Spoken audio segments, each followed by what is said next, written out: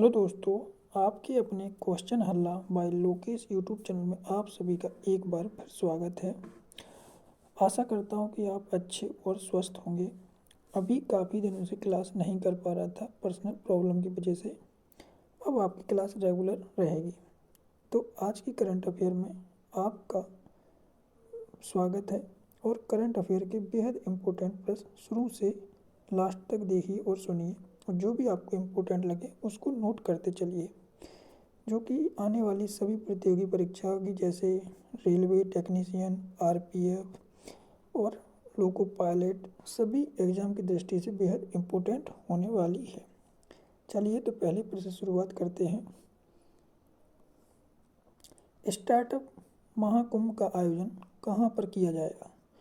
तो स्टार्टअप महाकुंभ का आयोजन नई दिल्ली के भारत मंडपम में किया जाएगा। Next question.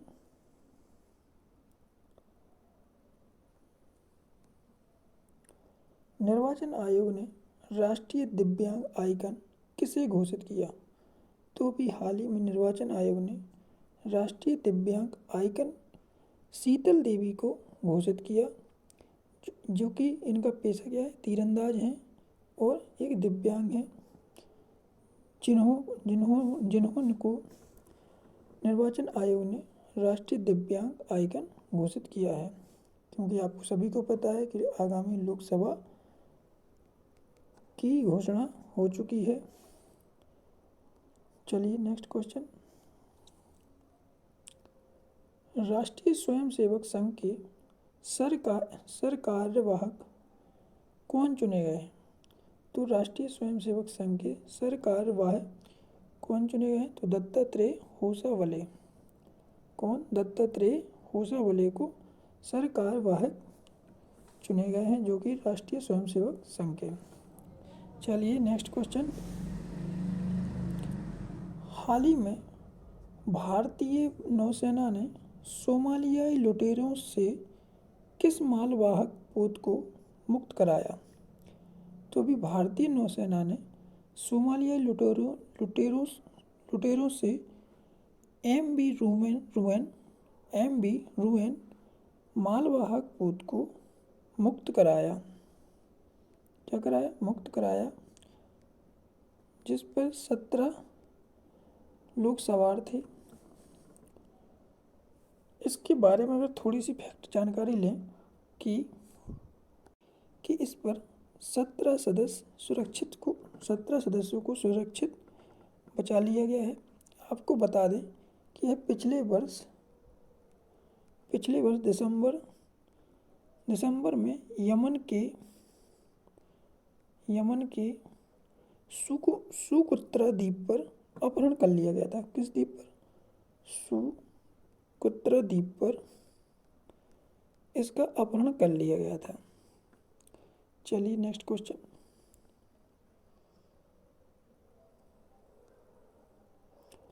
आधारभूत साक्षरता और संख्या ज्ञान आकलन परीक्षा का आयोजन किस कार्यक्रम के अंतर्गत किया जा रहा है? तो आधारभूत साक्षरता और संख्या ज्ञान आकलन परीक्षा का आयोजन नव भारत साक्षरता कार्यक्रम के अंतर्गत किया जा रहा है। इसके कौन सा मंत्रालय कर रहा है? तो शिक्षा मंत्रालय इसका आयोजन कर रहा था।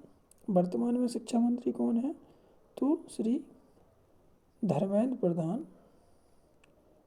प्रधान केंद्रीय शिक्षा मंत्री हैं। चलिए नेक्स्ट क्वेश्चन। रूस के 5वें राष्ट्रपति कार्यकाल के लिए किसने जीत प्राप्त की? तो रूस के 5वें राष्ट्रपति कार्यकाल के लिए व्लादिमीर पुतिन ने ऐतिहासिक जीत हासिल की, जो कि लगातार 5वीं बार राष्ट्रपति के रूप में जीत हासिल करने वाले राष्ट्रपति बन गए हैं। चलिए, अगर बात करें रूस की राजधानी क्या है, तो मॉस्को इसकी राजधानी है। हाल ही में आइसलैंड के किस प्रायद्वीप में ज्वालामुखी विस्फोट हुआ? तो हाल ही में आइसलैंड के रेजेंस प्रायद्वीप में विस्फोट हुआ? क्या किस द्वीप में? रेजेंस प्रायद्वीप में अभी हाल ही में आइसलैंड के विस्फोट हुआ है।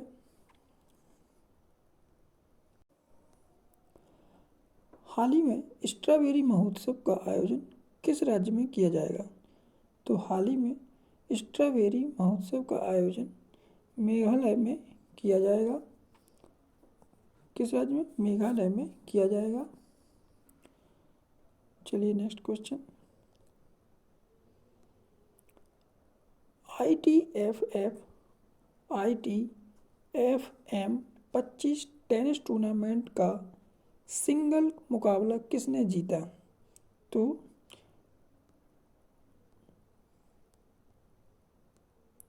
रामकुमार रामानाथन ने जीता है। ITFM 25 टेनिस टूर्नामेंट का सिंगल मुकाबला किसने जीता? रामकुमार रामानाथन ने जीता है।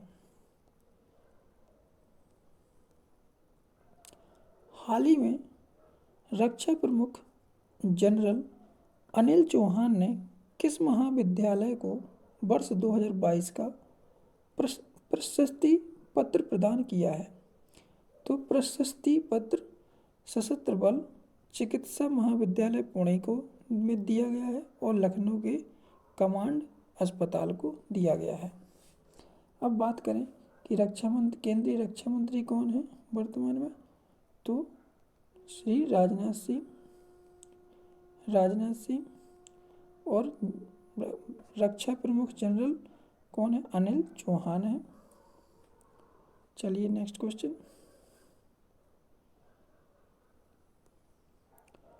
ला मितिये का 10वां संस्करण कहाँ शुरू हुआ?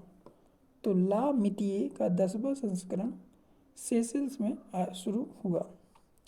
अब बात करें, मन में आ रहा है कि ला मितिये क्या है?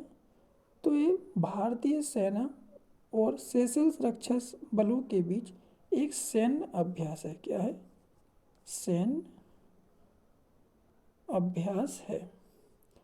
अब आपको बता दें कि ला मितिये का क्रियोल भाषा में अर्थ होता है मित्रता। क्या इसका किस भाषा में? क्रियोल भाषा में इसका अर्थ क्या होता है? मित्रता। अब साथ ही थोड़ा और समझ लें कि ला मितिये का पहला संस्करण कब हुआ था? तो पहला 2001 में सेशेल्स में ही शुरू हुआ था। भारतीय, अब आपको पता चल गया हो कि ला मितिये एक सैन्य अभ्यास है और भारतीय नौसेना और सेशेल्स की सेना बलों के बीच, और इसका अर्थ क्या होता है क्रियोल भाषा में? मित्रता। क्या होता है? मित्रता। चलिए नेक्स्ट क्वेश्चन। स्विस संगठन IQAIR की रिपोर्ट के अनुसार विश्व का सबसे अधिक प्रदूषित शहर कौन रहा? तो अभी स्विस संगठन IQAIR की रिपोर्ट के अनुसार हाल ही में विश्व का सबसे अधिक प्रदूषित शहर बना है बिहार का बेगूसराय। कौन? बिहार का बेगूसराय। बिहार के CM कौन है? कमेंट्स करके दोस्तों आप बताइए। इसमें थोड़ी सी चर्चा और करें इस पर कि इसमें टॉप कौन कौन है? तो भारत पूरे तीसरे स्थान पर, और 3 सबसे खराब वायु गुणवत्ता वालों में भारत तीसरे, और बांग्लादेश पहले नंबर पर, पाकिस्तान दूसरे नंबर पर और भारत तीसरे नंबर पर सबसे खराब वायु गुणवत्ता में है।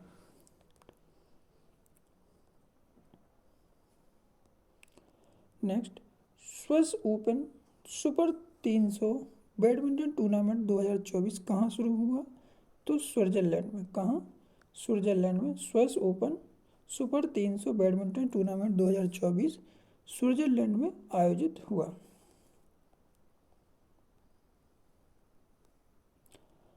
अगला प्रश्न, रूस में भारत का नया राजदूत किसे बनाया गया? तो रूस में भारत का नया राजदूत श्री विनय कुमार को बनाया गया। रूस की राजधानी कहाँ क्या है? तो अभी चर्चा करें मॉस्को रूस की राजधानी है, और राष्ट्रपति आपको पता ही चल गया व्लादिमीर पुतिन है। और रूस की मुद्रा की बात करें तो रूबल यहाँ की मुद्रा है। इम्पोर्टेंट, वेरी इंपॉर्टेंट क्वेश्चन, चक्रवाती तूफान मैगन कहाँ आया? तो मैगन चक्रवाती तूफान हाल ही में ऑस्ट्रेलिया के पश्चिमी क्षेत्र में आया। कहाँ पर आया? ऑस्ट्रेलिया के पश्चिमी क्षेत्र में आया है। अब ऑस्ट्रेलिया की राजधानी क्या है? तो कैनबरा ऑस्ट्रेलिया की राजधानी है। यहाँ के प्रधानमंत्री जो हैं वो दोस्तों आप फ्रेंड्स कमेंट्स सेक्शन में कमेंट्स करके बताइए कि ऑस्ट्रेलिया के प्रधानमंत्री कौन हैं। थैंक यू दोस्तों, आज की क्लास इतनी ही, मिलते हैं नेक्स्ट क्लास में, जब तक के लिए धन्यवाद।